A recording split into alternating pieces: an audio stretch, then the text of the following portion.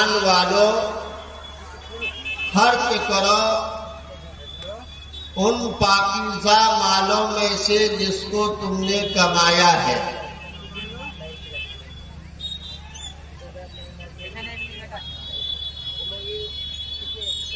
یہ موقع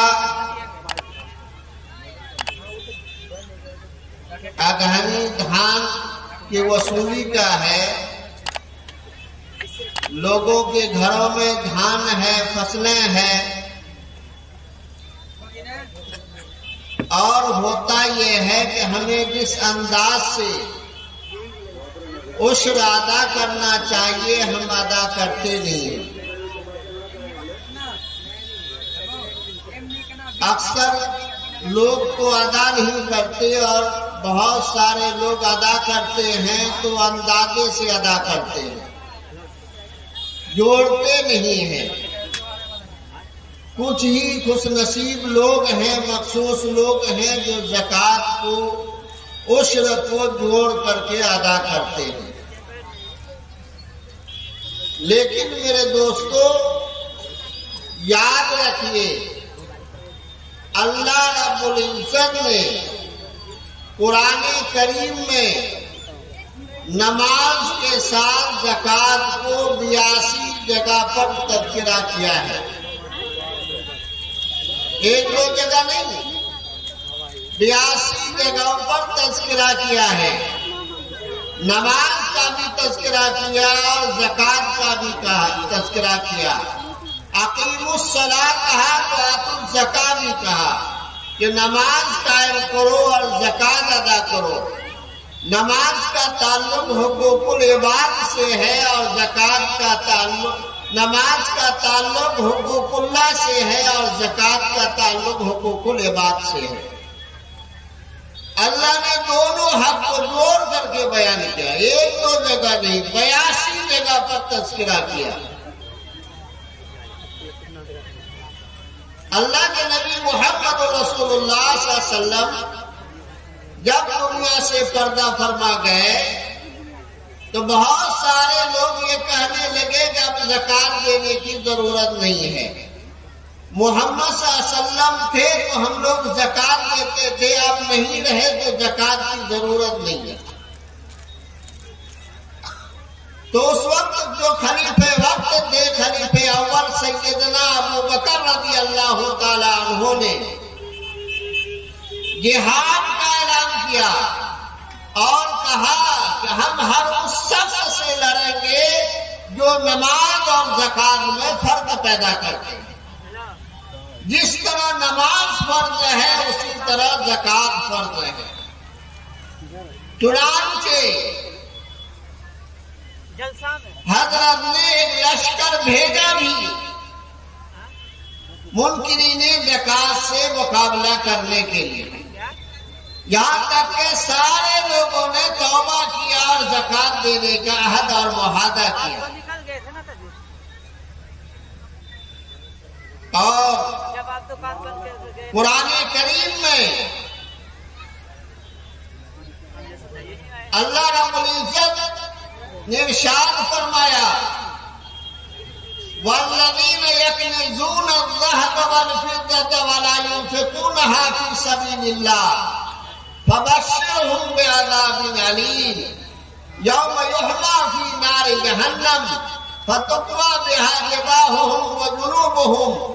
وظهورهم هذا ما كنزتم لأنفسكم فذوقوا ما كنتم تكنزون۔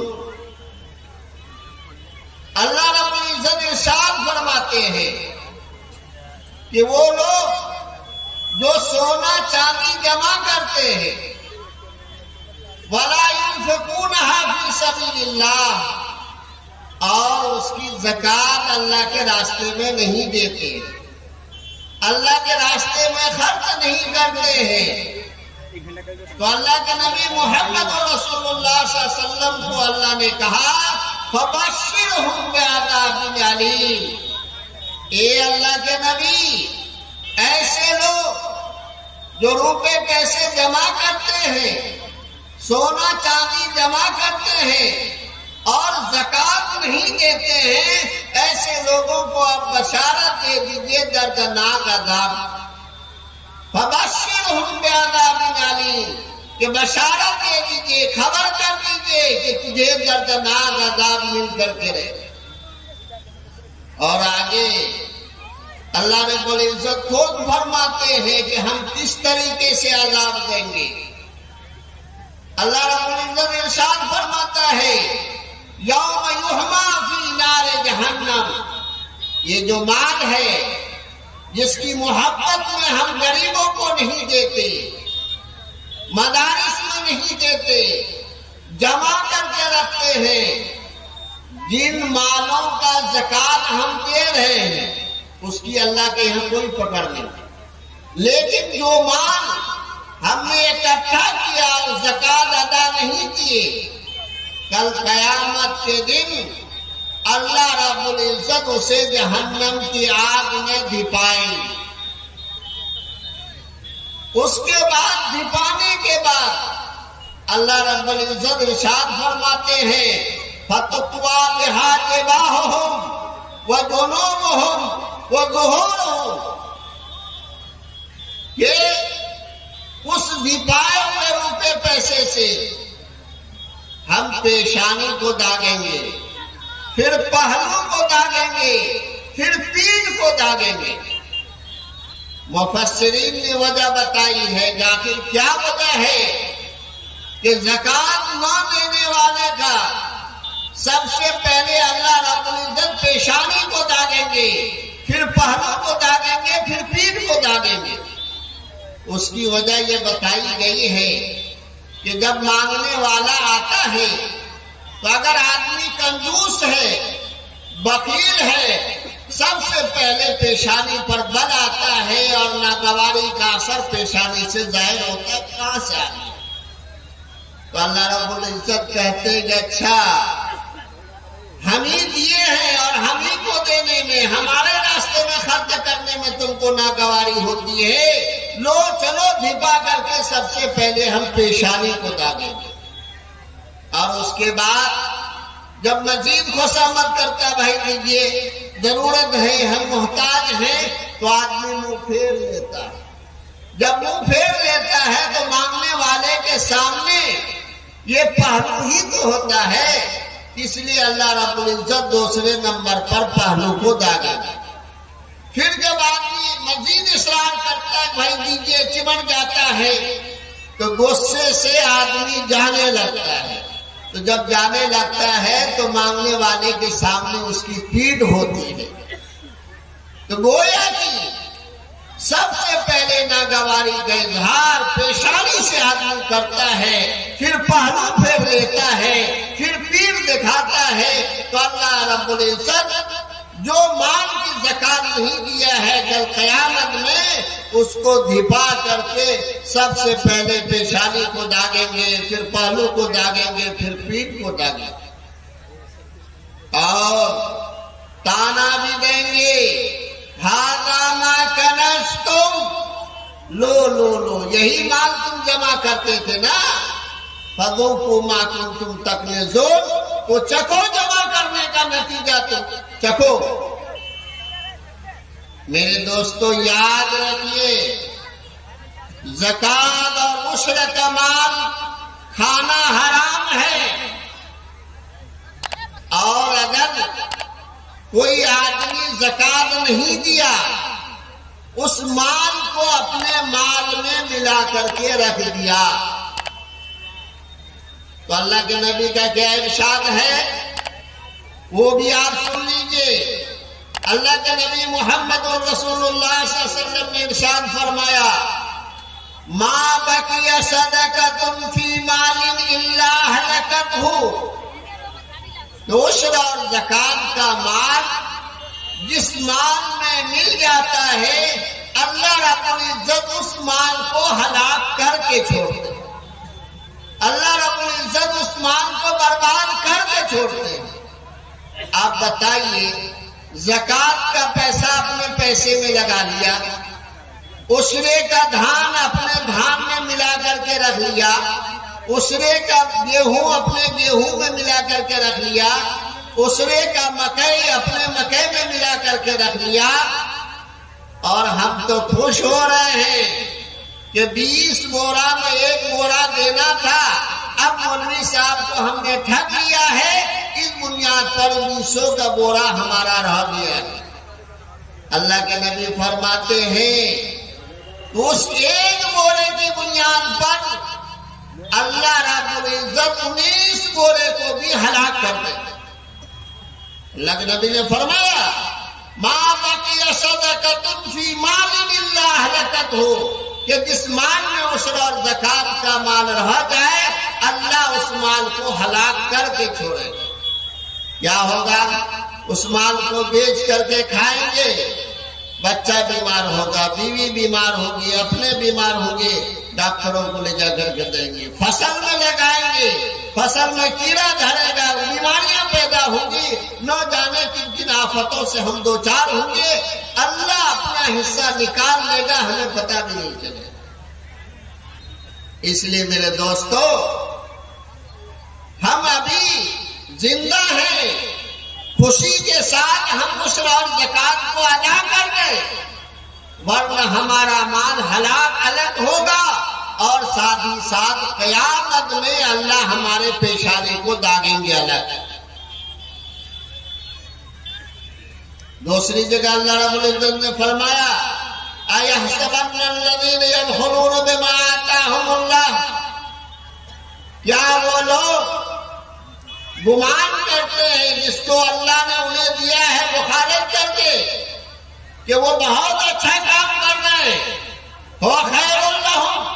یہ ان کے لیے اچھا ہے، بل ہوا شر لہم، یہ ان کے لیے بہت برا ہے۔ آگے اللہ فرماتا ہے کل قیامت کے دن اس مال کو سانپ کی شکل میں بنا کر کے گلے میں توغ لٹکا دیا جائے، اور سانپ گنجا سانپ ہوگا، اتنا زہریلا سانپ ہوگا کہ اس کے پیشانی پر بال نہیں ہوگا، چمڑا اس کا اڑا ہوا ہوگا، اور آگے فرمایا لہو ذبیبان، اس کے جو سیاہ نقطے ہوں گے اس سانپ کے، اور اس طریقے سے جبڑا کو پکڑ کر کے وہ سانپ کھینچے گا اور ڈنک مارے گا اور کہے گا لو میں تمہارا خزانہ ہوں، میں تمہارا پیسہ ہوں، میں تمہارا روپیہ ہوں، یہ حدیث کے الفاظ میں سنا۔ تو میرے دوستو، ہم خوش ہیں کہ مانگنے والا آیا، اس نے پوچھا کہ بھائی کتنا دھان ہوا 40 من، کہا کہ بس 20 من ہوا، اب 20 من میں 1 من اشرا ہے، اچھا بھائی چلیے 1 من نکلتا ہے تو 20 کلو ہمیں دے دیجئے، 20 کلو اور جگہ بانٹ دیجیے، اب وہ 1 من بچا لیا۔ میرے دوستو یاد رکھیے، اگر اشرے کا مال 1 روپے بھی اگر آپ کے مال میں رہ جائے گا تو اس مال کو برباد کر کے چھوڑے گا، اس لیے اشرے کا مال جوڑ کر کے ادا کرے۔ بہت سارے لوگ ادا کرتے وقت ڈنڈی مارتے، 5 کلو مولوی صاحب کو لکھایا اور ناپنے کا وقت ایسا ڈنڈی مارا کہ 4.5 کلو دیے، وہ آدھا کلو بچا لیا۔ یاد رکھیے وہ آدھا کلو مال آپ کے سارے مال کو ناپاک کر دے گا، آپ کے سارے مال کو برباد کر دے گا۔ اس لیے میرے دوستو، خدا کے معاملے میں ہم دھوکہ دہی نہیں کریں، اللہ کو سب کچھ معلوم ہے کہ ہم کر کیا رہے ہیں، اللہ کے راستے میں دے رہے۔ بہت سارے لوگ کھکری دے دیتے، موٹ کھکری پسایا اور موٹ کھکری دے دیا۔ یاد رکھیے جو کچھ آپ دے رہے ہیں آپ کو کل قیامت میں وہی ملنا ہے۔ اگر آپ عمدہ دیں گے تو آپ کو عمدہ ثواب بھی ملے گا، اور اگر موٹ کھکری دیں گے، خراب مال دیں گے تو یاد رکھیے کل قیامت کے دن ثواب کے نام پر آپ کو موٹ کھکری ہی ملنے والا، بکری کا بھیڑاری ہی ملنے والا ہے۔ اچھی امید بالکل مت لگیے، آپ پیڑ لگائیں گے ببول کا اور یہ تصور کریں گے کہ ہم کو میٹھا ملے گا، یہ کبھی سوچیے گا بھی۔ اور اگر کوئی آدمی زکات دے دیتا ہے، ادا کر دیتا ہے، اس کا ثواب دیکھیے کتنا ہے۔ مثل الذین ينفقون فی سبیل اللہ کمثل حبۃ انبتت سبع سنابل فی کل سنبلۃ مئۃ حبۃ واللہ یضاعف لمن یشاء۔ ان لوگوں کی مثال جو اللہ کے راستے میں خرچ کرتے ہیں، جوڑ کے ادا کر دیتے ہیں، اللہ فرماتا ہے کہ مثل حبۃ، اس ایک دانے کی مثال ہے جس کو زمین پر کسان بوتا ہے ایک دانہ، اور وہ پودا نکلتا ہے، پھر پھراتا ہے، اور اس کے اندر 100 بالیاں نکلتی ہیں، اور ہر بالی کے اندر 100 دانے ہوتے ہیں۔ آگے اللہ فرماتا ہے کہ واللہ یضاعف لمن یشاء، یہ تو ضابطہ ہے کہ ایک خرچہ کرے گا اللہ 100 دیں گے، لیکن اگر کوئی مخلص ہوگا، اچھا ہوگا، دیانتدار ہوگا، اخلاص کے ساتھ کھلدلی کے ساتھ ادا کرے گا تو اللہ فرماتے ہیں کہ اس کو ہم اور بڑھا کر دیں گے۔ 100 ہی نہیں، ایک کے بدلہ 100 تو یہ وعدہ ہے، لیکن اس سے زیادہ ہم بڑھا کر کے دیں گے۔ کس کے لیے؟ اگر کوئی آدمی خرچ کیا